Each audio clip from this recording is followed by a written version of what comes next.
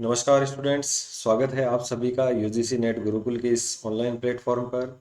Students, UGC net दिसंबर 2025 के exam form आ चुके हैं। यदि आपने फॉर्म फिल नहीं किया है और इसकी जो भी एलिजिबिलिटी है, यदि आप जानना चाहते हैं तो आप हमारे चैनल पर जो वीडियो उपलब्ध हैं आप उनको देख सकते हैं। इसके अलावा यदि आप चैनल पर नए हैं तो आप चैनल को एक बार सब्सक्राइब ज़रूर कर लीजिए। और साथ में मैं ये भी कहूँगा, यदि आप यूजीसी नेट की तैयारी कर रहे हैं तो आप हमारे ऑफिशियल एप्लीकेशन जो जेआरएफ अड्डा है, आप उसको डाउनलोड कर लीजिए ताकि आप अपनी तैयारी को और भी मजबूत कर सकें। जेआरएफ अड्डा पर आप लोगों के लिए लाइव क्लासेस हैं और क्वेश्चन पेपर अवेलेबल हैं, एमसीक्यू अवेलेबल हैं, डेली पीडीएफ जो होती हैं आपकी क्लासेस की वो अवेलेबल हैं।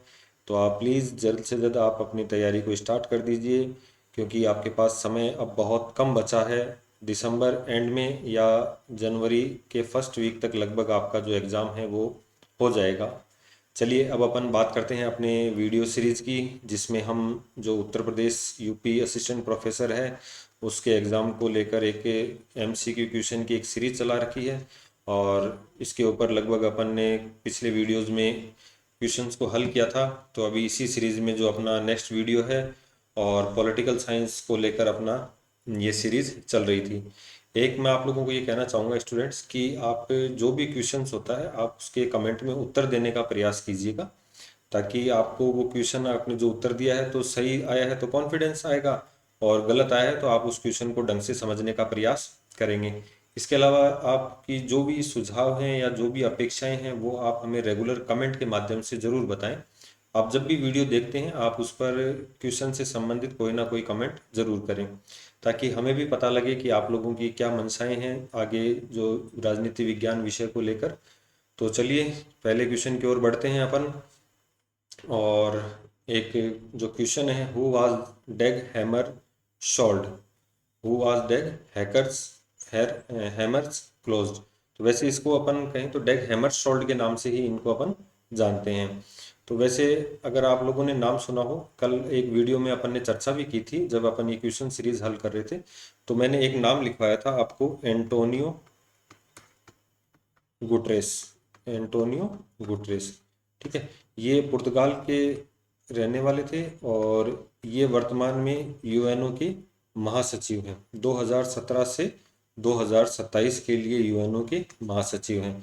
और आप लोगों को यदि थोड़ी जानकारी है तो मैं आपको बता दूं कि 10 वर्ष के लिए, यानी कि अधिकतम 2 कार्यकाल के लिए, 5 और 5 वर्ष के कार्यकाल के लिए किसी व्यक्ति को इसमें महासचिव चुना जाता है। तो जो यूएनओ के, एक तो क्वेश्चन ये बनता है कि पहले महासचिव कौन थे, यूएनओ के पहले महासचिव कौन थे। तो ये ट्रिग वैली थे या ट्राइग वैली जिन्हें अपन कहते हैं, तो ये थे। और जो दूसरे जो महासचिव थे वो डेग हैमर शोल्ड थे, डेग हैमर शोल्ड थे, ठीक है, जिन्हें यहाँ पर हैमर क्लोज कहा गया है। तो इसका जो राइट आंसर हो जाएगा वो रूस के विदेश मंत्री, कांगो के राष्ट्रपति और chief justice of ICJ international court नहीं, तो इसका जो राइट आंसर हो जाएगा फॉर्मर यूएन सेक्रेटरी जनरल। तो संयुक्त राष्ट्र के भूतपूर्व सेक्रेटरी जनरल थे। यहाँ पर एक थोड़ी सी मैं आपको जानकारी और देना चाहूँगा कि इनके द्वारा जो यूएन का जो सुरक्षा बल था उसका गठन किया गया था। और वर्तमान में अगर हम बात करें तो इनके लिए एक वीरता पुरस्कार दिया जाता है जिसे हम डैग हैमरशोल्ड पुरस्कार कहते हैं। और ये सर्वाधिक जो पुरस्कार मिला है वो भारतीय सैनिकों को मिला है। तो ये हमारे लिए गौरव की बात है कि सर्वाधिक जो डैग हैमरशोल्ड पुरस्कार मिले हैं वो किस देश के सैनिकों को मिले हैं, तो वो भारतीय सैनिकों को मिले हैं। इसके अलावा आपने स्वेज नहर संकट सुना होगा, जब ये ब्रिटेन और इसके मिस्र के बीच में ये लड़ाई हो रही थी तो इसको लेकर, तो इस स्वेज नहर को हल करने में भी जो योगदान दिया था वो डेग हैमरशोल्ड का ही योगदान सर्वाधिक था। तो यदि आप चैनल पर नए हैं तो एक बार चैनल को आप सब्सक्राइब जरूर कर लीजिए, ताकि आने वाले जो भी वीडियोज हैं उनके अपडेट्स आप लोगों को मिलते रहें। चलिए नेक्स्ट क्वेश्चन की ओर बढ़ते हैं अपन। वैसे तो काफ़ी इजी क्वेश्चन रहा है। MNREGA guarantee how many days of work in a year. तो मनरेगा के अंतर्गत साल भर में कितने दिन कार्य सुनिश्चित किया जाता है। तो अगर हम इसकी चर्चा करें तो काफ़ी वैसे इजी क्वेश्चन है। तो सबसे पहले हम थोड़ी सी इसकी डिटेल के ऊपर चर्चा कर लेते हैं कि वास्तव में मनरेगा है क्या। पहले तो देखो, ये जो स्कीम थी ये नरेगा के नाम से ही जानी जाती थी। ये जो स्कीम थी ये किस नाम से जानी जाती थी? नरेगा के नाम से जानी जाती थी। लेकिन बाद में फिर इसको महात्मा गांधी इसके आगे जोड़ दिया गया, महात्मा गांधी नाम इसके आगे जोड़ दिया गया। और ये जो मनरेगा गारंटी अधिनियम है ये 2005 में संसद ने पारित किया था। और आप लोगों ने पढ़ा हो तो 2 फरवरी 2006 से ये भारत के लगभग 600 प्लस जो पंचायतें थी उनमें लागू किया गया था। फिर 2000 ये इसके बाद 2008 के आसपास इसको पूरे भारत में लागू कर दिया गया था। तो अभी कोरोना में इसके आप लोगों ने देखे हो तो दिन भी बढ़ाए गए थे। अभी कुछ शहरों के लिए भी ये महात्मा गांधी शहरी रोजगार गारंटी योजना लागू की गई। जैसे अपन राजस्थान की बात करें तो इसको 125 डेज के लिए बढ़ाया गया। कोरोना में इसको 100 से बढ़ाकर लगभग 150 दिन भी किए गए थे, ताकि लोगों को वो जो रोजगार है वो मिलता रहे। तो इसका जो राइट आंसर हो जाएगा, इसका जो राइट आंसर हो जाएगा वो हो जाएगा 100। ठीक है, इसका जो राइट आंसर है वो क्या हो जाएगा? 100 डेज हो जाएगा। और इसको अगर क्वेश्चन पूछे कि पूरे भारत में कब लागू किया गया, तो आप ध्यान रखना इसको 1 अप्रैल 2008 से पूरे भारत में इसको लागू कर दिया गया था। तो काफ़ी अच्छी स्कीम रही है Mahatma Gandhi national rural employment guarantee act. तो ये आप लोगों के लिए इसकी फुल फॉर्म हो जाएगी। नेक्स्ट अपन बात करें, ये पंचायती राज से संबंधित है। Who considered Ashok Mehta committee for Panchayati Raj. Panchayati Raj के लिए अशोक मेहता समिति का गठन किसने किया? मतलब ये इनडायरेक्ट रूप से क्वेश्चन ये है कि किस प्रधानमंत्री के काल में पंचायती राज के लिए अशोक मेहता समिति का गठन किया गया। तो थोड़ा सा हम पंचायती राज के बारे में चर्चा कर लेते हैं कि भारत में पंचायती राज को अगर अपन चर्चा करें तो ये पंचायती राज को जो चोल साम्राज्य को पंचायती राज का सबसे बेस्ट उदाहरण माना जाता है। कि अगर प्राचीन काल में पंचायती राज कहीं देखने को मिलता है तो वो चोल साम्राज्य में मिलता है। अब भारत में क्या हुआ, भारत आजाद हुआ, उसके बाद 1952 में अपन ने कम्युनिटी प्रोग्राम स्टार्ट किए। सामुदायिक जो प्रोग्राम थे ये अपने द्वारा स्टार्ट किए गए, और ताकि जो लोगों की भागीदारी है सार्वजनिक कार्यक्रम में वो बढ़ा सकें। फिर इसी क्रम में अपन बात करें, एक कमेटी गठित की गई जिसका नाम था बलवंत राय मेहता समिति। ध्यान रखना, बलवंत राय मेहता समिति का गठन किया गया 1957 में। तो इस बलवंत राय मेहता समिति ने अपनी रिपोर्ट दी और इसने त्रिस्तरीय पंचायती राज, 3 लेयर जो पंचायती राज है इसके गठन की बात की। त्रिस्तरीय पंचायती राज के गठन की इसने बात की। तो इसमें जो ग्राम पंचायत, पंचायत समिति और जिला परिषद, तो 3 सबसे निम्न, मध्यम और उच्च स्तर पर इसने स्थापना की बात की। फिर इसी क्रम में अपन आगे बात करें कि जो 2 अक्टूबर 1959 था, 2 अक्टूबर 1959 को जो पंडित जवाहरलाल नेहरू थे, जवाहरलाल नेहरू द्वारा क्या होता है कि ये आते हैं नागौर के बगदरी गांव में। राजस्थान के राजस्थान का जिला है नागौर, और नागौर जिले के एक बगदरी गांव में आते हैं और ये सर्वप्रथम पंचायती राज का यहाँ पर उद्घाटन करते हैं। और इस उद्घाटन के बाद जो पहला जो राज्य था भारत का वो आंध्र प्रदेश था। आंध्र प्रदेश ने सर्वप्रथम पंचायती राज का गठन किया। फिर इसके बाद जो नेक्स्ट 1977 था उसमें जो कमेटी गठित हुई थी वो थी अशोक मेहता समिति। तो अशोक मेहता समिति थी, इसने क्या कहा, अब देखो 1977 में गठित हुई है तो उस समय मोरारजी देसाई भारत के प्रधानमंत्री थे। तो इस क्वेश्चन का जो राइट आंसर हो जाएगा वो तो हो जाएगा आप लोगों के लिए मोरारजी देसाई। अब बलवंत राय मेहता समिति ने जो सिफारिश दी वो कोई ज्यादा उपयोगी नहीं थी। इन्होंने जो पंचायती राज का जो स्तर था वो 2 स्तर लागू करने की बात कही। ध्यान रखना, इन्होंने पंचायती राज के द्विस्तरीय खंड की बात की थी और जो ज्यादा उपयोगी नहीं था, यानी कि इन्होंने जो मध्यम स्तर था उसको हटाने की मांग की थी और इस आधार पर इन्होंने इसकी जो मांग थी वो स्वीकार नहीं हुई। फिर इसके बाद और भी समितियां बनी इसको कानूनी मान्यता देने के लिए, और फिर कानूनी जो मान्यता है वो 73 जो कॉन्स्टिट्यूशन अमेंडमेंट एक्ट था, 73वां संविधान संशोधन 1992 था। इसके तहत जो संविधान में 11वीं अनुसूची जोड़ी गई और संविधान में अनुच्छेद 243A से लेकर O तक जोड़े गए, और जो इनको पंचायतों को संवैधानिक मान्यता दी गई, त्रिस्तरीय ये मान्यता प्रदान की गई थी। तो उम्मीद कर रहा हूँ आपको वीडियो समझ में आ रहा होगा। चलिए अपन नेक्स्ट क्वेश्चन की ओर बढ़ते हैं। ये थोड़ा सा सिंपल क्वेश्चन था। Consider the following: district board, municipal corporation, notified area authority and town area committee, township committee and port trust. Which of these is are urban local bodies in India. तो ये पूछ रहा है कि इनमें से urban body कौन सी है, अर्बन बॉडी कौन सी है। तो अगर हम बात करें कि जिला बोर्ड, नगर निगम, तो नगर निगम तो देखो आप लोगों को सबको वैसे डायरेक्ट भी पता होगा कि जो 74वां संविधान संशोधन हुआ था, 74 जो कॉन्स्टिट्यूशन अमेंडमेंट एक्ट हुआ था 1992 में, इसमें क्या हुआ था कि जो नगरीय निकाय हैं, नगरीय निकाय हैं, इन नगरीय निकायों को संवैधानिक मान्यता प्रदान की गई थी।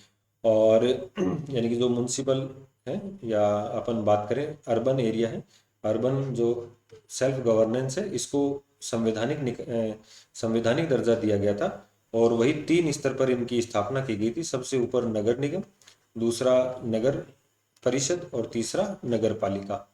तो ऐसे 3 स्तर पर इसकी स्थापना की गई थी और 18 विषय इनको प्रदान किए गए थे।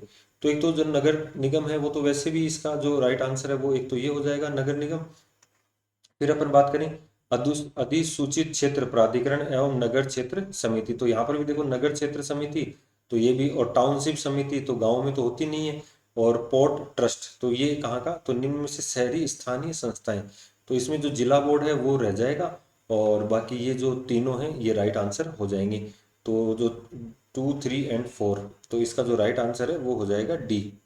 इसका जो राइट आंसर है वो क्या हो जाएगा, डी इसका राइट आंसर हो जाएगा। नेक्स्ट अपन बात करें, वही छावनी से संबंधित क्वेश्चन है।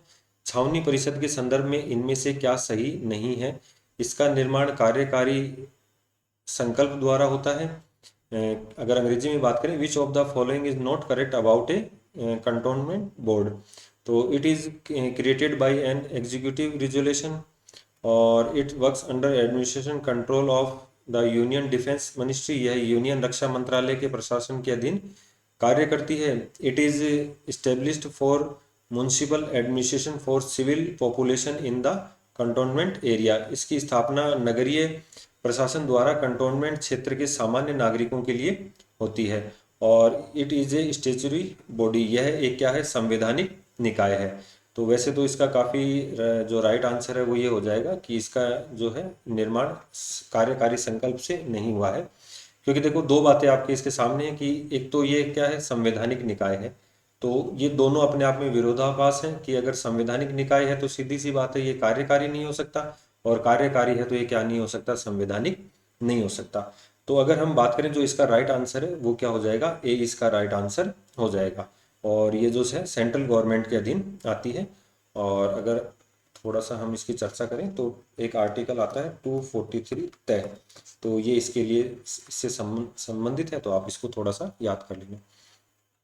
नेक्स्ट अपन बात करें, निम्नलिखित में से कौन ओरिजिन्स ऑफ पोस्ट मॉडर्निटी नामक पुस्तक का लेखक है। तो who is the author of the book origin of post modernity, इसका जो राइट आंसर है वो क्या होगा। तो देखिए अगर मैं जो आपकी यूपी बोर्ड द्वारा जो इसके आंसर की जारी की गई है उसमें इन्होंने गायक पीटर्स को राइट आंसर माना है, जबकि ये गलत है। इसका जो राइट आंसर हो जाएगा वो पेरी एंडरसन हो जाएगा। इसका राइट आंसर क्या हो जाएगा, पेरी एंडरसन हो जाएगा। और फ्रांस के रहने वाले थे ये पेरी एंडरसन। अगर मैं बात करूं, अगर आप इनका बुक देखेंगे तो आप इनकी बुक देखना, आपको उसमें धुएं के बादल उठते हुए दिखेंगे। आपको इनकी बुक में धुएं के जो बादल हैं वो इस तरीके से उठते हुए दिखेंगे। और वहाँ पर जो बुक है ओरिजिन ऑफ पोस्ट मॉडर्निटी लिखा हुआ मिलेगा और उसके नीचे इनका नाम लिखा हुआ मिलेगा।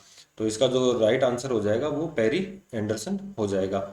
तो इसमें तो केवल अपन इतना ही समझेंगे, बाकी ध्यान रखना ये गायक पीटर्स इसका राइट आंसर नहीं है। जो यूपीपीएससी ने इसका जो राइट आंसर मान रखा है वो गायक पीटर्स मान रखा है, नहीं इसका जो राइट आंसर हो जाएगा, आप खुद भी इसको सर्च कर सकते हैं। तो इसका जो राइट आंसर है वो पेरी एंडरसन हो जाएगा। ठीक है, चलिए अगले क्वेश्चन की ओर बढ़ते हैं अपन। भारत और नेपाल के मध्य शांति एवं मित्रता संधि पर कब हस्ताक्षर किए गए हैं। तो Indo Nepal treaty of peace and friendship was signed in. तो ये जो अपने माध्यमिक शिक्षा बोर्ड है या अपन कहें एनसीईआरटी किताब है उसमें भी ये दिया गया है। इसका जो राइट आंसर है वो 1950 हो जाएगा। 1950 में भारत और नेपाल के मध्य क्या हुआ, शांति समझौता हुआ। क्योंकि दोनों देश एक दूसरे के साथ सीमा बनाते हैं, स्थलबद्ध हैं, तो ऐसी स्थिति में आपसी सहयोग को बढ़ाने के लिए ये क्या हुआ, समझौता हुआ। नेक्स्ट क्वेश्चन है आपका RTI, right to information act 2005। तो सबसे पहले तो अपन बात कर लेते हैं राइट टू इंफॉर्मेशन एक्ट कब लागू हुआ था। तो मैं यहाँ पर आपको चर्चा करूँ तो 12, ठीक है, और 12 अक्टूबर 2005 को कौन सा अधिनियम लागू हुआ था, पूरे भारत में आरटीआई लागू हो गया था, ठीक है। और ये क्वेश्चन अलग से पूछता है कि भाई इसको संसद में कब अधिनियमित किया गया, राष्ट्रपति ने हस्ताक्षर कब किए, तो आप लोग केवल डायरेक्ट याद रख लेना 12 अक्टूबर 2005 राइट टू इन्फॉर्मेशन लागू हुआ। तो अब क्वेश्चन की ओर बढ़ते हैं। पब्लिक इंफॉर्मेशन ऑफिसर, तो जो पब्लिक इंफॉर्मेशन ऑफिसर है, जिसके कहते हैं अपन लोक सूचना अधिकारी, must provided information under RTI act 2005 to the applicant within a period of. तो सूचना का अधिकार अधिनियम 2005 के अंतर्गत लोक सूचना अधिकारी द्वारा आवेदक को सूचना प्रदान करने की जो अधिकतम अवधि है, तो वो इसका जो राइट आंसर हो जाएगा वो 30 डेज हो जाएगा। इसका जो राइट आंसर है वो क्या हो जाएगा, 30 डेज, ठीक है। यानी कि आपकी जो भी शिकायत है, आपको मान लो जो आप किसी भी शिकायत है या कोई भी सूचना आपको प्राप्त करनी है किसी भी अधिकारी से, तो इसके लिए जो आप आरटीआई लगाएंगे उसकी जो सूचना प्राप्त करने की जो अवधि है वो आपको कितने दिन है, 30 दिन। तो उम्मीद करता हूँ वैसे तो मैं आप लोगों को ये पता भी होगा कि 30 दिन की इसकी क्या है, अवधि है। और नेक्स्ट अपन बात करें, किस वर्ष उपभोक्ता अधिनियम पारित किया गया। तो वैसे तो इजी क्वेश्चन है कि किस वर्ष उपभोक्ता अधिनियम पारित किया गया। अगर हम बात करें कि एक उपभोक्ताओं को उसके शोषण से बचाने के लिए, कि उसका शोषण नहीं हो और जो बाजार में वस्तु मिल रही है वो उचित दरों पर मिले, तो इसके लिए एक उपभोक्ता संरक्षण अधिनियम पारित किया गया। उपभोक्ता संरक्षण अधिनियम पारित किया गया, और ये जो अधिनियम है ये 1986 में पारित किया गया था। और ध्यान रखना किसके लिए, ये उपभोक्ता को किससे बचाने के लिए किया गया था, शोषण से बचाने के लिए किया गया था। जैसे मान लो कि अभी जीएसटी कम हुआ है, तो जीएसटी कम होती वस्तुओं की कीमत भी क्या होनी चाहिए, कम होनी चाहिए। तो इसकी जो अगर जीएसटी के बाद रेट कम हुई है या आपको उसमें वो पुरानी ही रेट पर वो सामान मिल रहा है, तो आप इसके खिलाफ कहाँ कर सकते हैं, उपभोक्ता मामलों की शिकायत कर सकते हैं। आप लोगों ने अगर सुना हो तो एक डायलॉग भी आता है, जागो ग्राहक जागो, जागो ग्राहक जागो। तो ये मुहिम थी, ये उपभोक्ताओं जागरण के लिए ही चलाई गई थी। और अभी मैं बात करूं कि उपभोक्ता अधिकार संरक्षण अधिनियम 2019, तो ये 1986 वाला, इसका तो जो राइट आंसर है वो 1986 हो जाएगा। लेकिन अभी वर्तमान में इसको समाप्त कर दिया गया है और 2019 उपभोक्ता संरक्षण अधिनियम सरकार द्वारा लाया गया है। तो चलिए नेक्स्ट क्वेश्चन की ओर बढ़ते हैं। ये तो काफ़ी इजी क्वेश्चन रहा। प्रधानमंत्री उज्ज्वला योजना का उद्देश्य है, तो ऑब्जेक्टिव ऑफ प्रधानमंत्री उज्ज्वला योजना इज टू। तो इसमें देखिए, अगर प्रधानमंत्री उज्ज्वला योजना की अपन थोड़ी सी चर्चा भी कर लेते हैं एक बार। और अभी इसका जो दूसरा फेज है वो चल रहा है। तो प्रधानमंत्री जो उज्ज्वला योजना है, इसमें महिला मुखिया को, इसमें जो परिवार की महिला मुखिया है, अगर उसके नाम से पहले से घर पे एलपीजी कनेक्शन नहीं है, घरेलू सिलेंडर का कनेक्शन नहीं है, तो ऐसी महिला को मुफ्त क्या दिया जाएगा, एलपीजी सिलेंडर दिया जा रहा था। इसके साथ एक गैस चूल्हा था और जो गैस पाइप था, ठीक है। तो ये सब आइटम निःशुल्क दिए जा रहे थे। और जो गैस थी अभी ये वर्तमान में उसके ऊपर भी जो है वो सब्सिडी सरकार प्रदान कर रही है। वो सब्सिडी किसके द्वारा, सरकार द्वारा प्रदान की जा रही है। तो इसका जो उद्देश्य था, वो जो बीपीएल परिवार हैं, गरीबी रेखा से नीचे जो परिवार हैं, उनको निःशुल्क जो क्या है ये एलपीजी उपलब्ध करवाना था। और जो लकड़ी का उपयोग है, चूल्हे का उपयोग है, उसको क्या करना था, नियंत्रित करना था।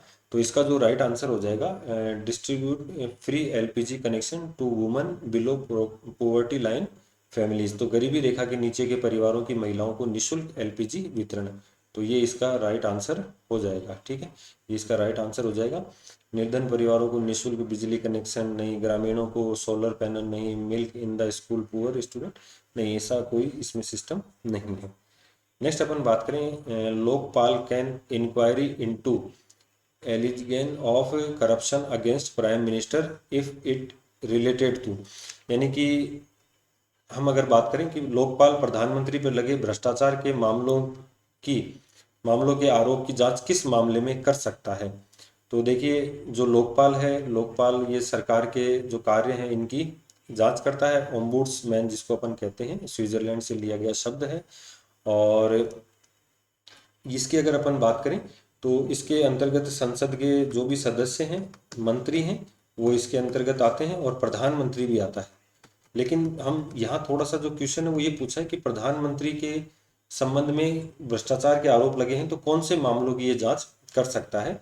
तो इसकी अगर हम बात करें तो पहला जो ऑप्शन है पब्लिक ऑर्डर, लोक व्यवस्था, सेकंड है इंटरनेशनल रिलेशन, और थर्ड है बाह्य और आंतरिक सुरक्षा, और ब्रेच ऑफ प्रिविलेज यानी कि विशेषाधिकार का हनन। तो इसका जो राइट आंसर हो जाएगा वो ये हो जाएगा कि विशेषाधिकार का यदि हनन करता है प्रधानमंत्री तो उसके ऊपर भ्रष्टाचार के आरोप लगते हैं तो उसकी जांच लोकपाल कर सकता है। तो इसका जो राइट आंसर हो जाएगा वो आंसर नंबर 4 इसका राइट हो जाएगा। चलिए आगे अपन बात करते हैं। ये रॉल्स के सिद्धांत के Rawls in Rawls theory principle of justice is established by people who are affected by which of the following. तो देखिए, इसमें हम चर्चा कर लेते हैं। पहले एक राजनीतिक विचारक का नाम आया है और विचारक का जो नाम है वो है जॉन रॉल्स। विचारक का नाम है जॉन रॉल्स। अगर हम इनकी बुक की बात करें तो इनके द्वारा जो बुक लिखी गई, ए theory of justice, A theory of justice जो है वो बुक लिखी गई। और ए थ्योरी ऑफ जस्टिस जो बुक लिखी थी 1971 में इन्होंने ये बुक पब्लिश की थी। तो इस बुक में इन्होंने न्याय का सिद्धांत दिया था, न्याय का सिद्धांत दिया था। और ये न्याय के सिद्धांत के अंतर्गत इन्होंने एक सिद्धांत दिया था अज्ञानता के पर्दे का, अज्ञानता के पर्दे का सिद्धांत, अज्ञानता के पर्दे का सिद्धांत। तो इस अज्ञानता के पर्दे के सिद्धांत में इन्होंने क्या कहा था कि समाज में जो नियम बनाता है उस व्यक्ति के सामने किसी मतलब उसे नॉलेज ही नहीं होगा कि वो किसके लिए नियम बना रहा है। तो जब व्यक्ति को ये पता ही नहीं है कि अपन नियम किसके लिए बना रहे हैं तो इसमें भेदभाव का फिर सवाल ही नहीं उठता है। तो ऐसी स्थिति में व्यक्ति को क्या है, अज्ञानता के आवरण में रहकर समाज के लिए नियम बनाने चाहिए। तो ऐसी स्थिति में समाज के लिए, सभी के लिए क्या बनेंगे, समान नियम बनेंगे।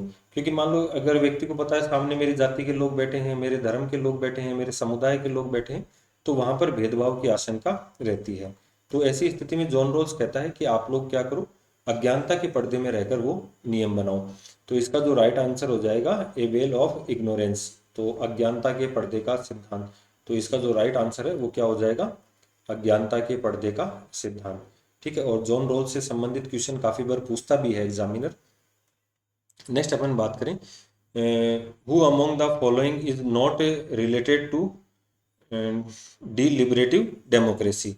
तो डिलिबरेटिव डेमोक्रेसी जिसको हम कहते हैं विमर्शी लोकतंत्र, ध्यान रखना इसको किस नाम से जाना जाता है, विमर्शी लोकतंत्र के नाम से जाना जाता है, जिसमें विचार विमर्श के आधार पर, ठीक है, अगर विमर्शी लोकतंत्र की अपन बात करें कि व्हाट इज द डिलिबरेटिव लोकतंत्र, तो ये क्या है कि इसमें क्या होता है कि जो भी निर्णय लिए जाते हैं वो विचार विमर्श करके लिए जाते हैं। और इनका मानना है कि विचारों से क्या होता है, जब दो विचार आपस में टकराएंगे तो इनसे श्रेष्ठ विचार निकल कर आएगा, इनसे श्रेष्ठ विचार निकल कर आएगा। तो इसके जो समर्थक हैं, अगर हम पहले उनकी बात करें तो जो डेविड मिलर हैं वो भी इसके समर्थक हैं, जे ड्राइसाक भी इसके समर्थक हैं, जोशुआ कोहेन भी हैं। तो इसका जो राइट आंसर हो जाएगा वो जॉन रोल्स हो जाएगा, जिनका अभी अपन ने पढ़ा था कौन सा, न्याय का सिद्धांत। ठीक है, कौन सा सिद्धांत पढ़ा था अपन ने, न्याय का सिद्धांत। तो इसका जो राइट आंसर हो जाएगा वो जॉन रोल्स हो जाएगा, विमर्शी लोकतंत्र का। नेक्स्ट अपन बात करें कि निम्न who amongst the following has introduce the ambition sensitive distribution scheme for achieving equality of resources. कि निम्न में से किसने महत्वाकांक्षी संवेदनशील वितरण योजना की शुरुआत संसाधनों की समानता को प्राप्त करने के लिए की। वैसे तो फैक्चुअल क्वेश्चन है, तो अगर हम इसकी बात करें कि ये किसके द्वारा किया गया, तो इसका जो राइट आंसर हो जाएगा वो रोनाल्ड क्या है, ड्वार्किन, रोनाल्ड क्या हो जाएगा, ड्वार्किन इसका राइट आंसर हो जाएगा। कि निम्न में से किसने महत्वाकांक्षी संवेदनशील वितरण योजना की शुरुआत योजनाओं को क्या करने के लिए, योजना की शुरुआत संसाधनों की समानता प्राप्त करने हेतु की थी। तो इसका जो राइट आंसर है वो रोनाल्ड डरकोविन है। ठीक है, तो अगर हम इसमें ये अगर चर्चा करें इनकी मुख्य रूप से, तो वैसे काफ़ी अलग हटके क्वेश्चन था ये। तो ये जो दिव्यांग हैं या और जो भी डिसएबिलिटी से ग्रस्त हैं, ऐसे लोगों के लिए ये इन्होंने कहा था कि ऐसे लोगों के लिए क्या होनी चाहिए, संसाधनों की समानता होनी चाहिए। तो इनके लिए क्या की जाए, विशेष योजना की शुरुआत की जाए। ठीक है, तो ये जो इसका राइट आंसर हो जाएगा ये रोनाल्ड डरकोविन हो जाएगा। और किसने कहा, who said political liberty without economic equality is a myth. किसने कहा आर्थिक समानता के बिना राजनीतिक स्वतंत्रता एक मिथक है। तो वैसे तो इसका जो राइट आंसर हो जाएगा वो हो जाएगा JDH कॉल। इसका जो राइट आंसर हो जाएगा वो JDH कॉल हो जाएगा, क्योंकि ये क्या कह रहे हैं कि जब तक आप आर्थिक रूप से सक्षम नहीं हो, आर्थिक रूप से अगर आप सक्षम नहीं हो, तो आप चाहे राजनीतिक हो, चाहे सामाजिक हो, चाहे धार्मिक हो, चाहे नैतिक हो, आप किसी भी स्वतंत्रता का उपयोग नहीं कर पाएंगे। इसलिए आपको सक्षम होना पड़ेगा आर्थिक दृष्टि से किसी भी प्रकार की स्वतंत्रता का प्रयोग करने के लिए। तो ये बात कौन कह रहे हैं, ये GDH कॉल कह रहे हैं।